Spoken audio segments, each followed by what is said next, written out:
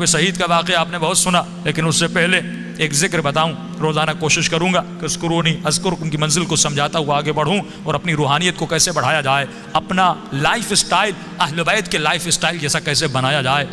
یہی ذکر کتنا فائدہ دیتا ہے. ایک شخص کہتا ہے میرا باپ بڑا گنہگار تھا، میں نے غسل و کفن دے کے اسے دفن کیا، رات کو خواب میں اپنے باپ کو دیکھا، تعجب تب ہوا جب میں نے اپنے باپ کو جنت میں دیکھا.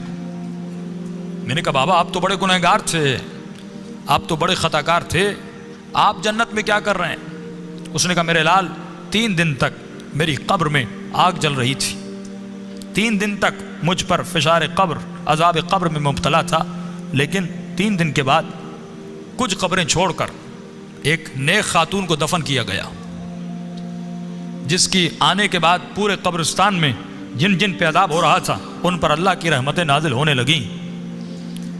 فرمایا نور برس رہا تھا. کہ بابا یہ کیسا نور تھا؟ کہ جیسے اس کو دفن کیا پہلی رات بھی، دوسری رات بھی، تیسری رات بھی اس کی قبر میں حسین ابن علی آتے تھے.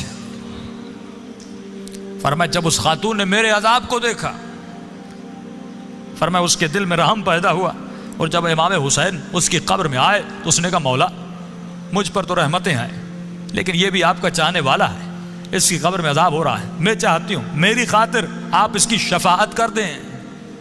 کہ اس وقت امام نے دعا کے لیے ہاتھوں کو بلند کیا، میرا عذاب ختم ہوا. کہ بابا وہ خاتون کون سی تھی؟ کہ اس کا نام یہ تھا، اس کے شوہر کا نام یہ ہے، فلاں محلے میں رہتی تھی. یہ نیند سے اٹھا، اس محلے میں گیا، اس شخص کا نام پوچھا کہ فلاں خاتون آپ کی زوجہ تھی؟ کہاں؟ کہ اس کا کون سا ایسا عمل تھا؟ کیا وہ بہت زیادہ نمازی تھی؟ کہ نہیں، صرف واجبات پہ عمل کرتی تھی. کہ بہت زیادہ قرآن پڑھتی تھی؟ کہ نہیں، مختصر قرآن پڑھتی تھی. کہ کوئی ان کا خاص بہت زیادہ ذکر تھا؟ کہ نہیں، ایک عام سی زندگی گزارتی تھی لیکن اخلاق کی اچھی تھی. اس نے کہا اتنا پوچھ کیوں رہے ہو؟ اس نے سارا واقعہ بتایا کہ آپ کی زوجہ کی خاطر میرے باپ کی شفاعت ہو گئی. کوئی تو ایسا عمل ہوگا جس کی وجہ سے امام حسین اس کی قبر میں گئے. تو فرمایا ایک عمل تھا جو کثرت سے کیا کرتی تھی. کہ وہ کون سا عمل تھا؟ فرمایا روزانہ زیارت عاشورہ پڑھا کرتی تھی. یہ مقام اذکرونی اذکرکم ہے کہ ہمارے چاہنے والوں تم ہمیں یاد کرو، ہم تمہیں یاد کریں گے. اللہ کہتا ہے تو 1 قدم ہماری طرف آ، ہم اہل بیت 10 قدم تمہاری طرف آتے ہیں.